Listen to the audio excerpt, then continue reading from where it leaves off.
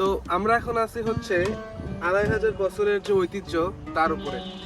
২৫০০-এর ঐতিহ্য কেন বললাম? এই যে পুরো পুণ্ড্রনগর এটা কিন্তু ২৫০০ বছরের একটা স্মৃতি বহন করে। দেখতে পাচ্ছেন এই ইটগুলো, এই মানে দেওয়াল, এই দেওয়ালটা ছিল হচ্ছে প্রায় ২.৫ মিটার চওড়া এবং ৫ মিটার যে উঁচু।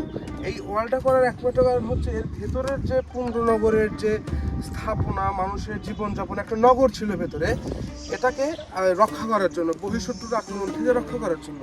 তো এটার কারণে আমরা কিন্তু এটাকে এক প্রকার চীনের গ্রেট ওয়ালের সাথে তুলনা করতে পারি।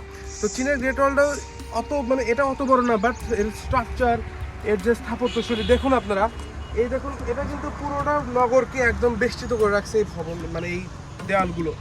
এবং ওই পাশে যদি আপনারা দেখেন, ওই পাশে আছে হচ্ছে করতোয়া নদী। তো এই করতোয়া নদীর কারণেই কিন্তু মানে কি বলে, আগেকার দিনের যে সকল মানে নগর সাম্রাজ্য গড়ে ওঠে সেগুলো সবই ছিল হচ্ছে নদীর ধারে।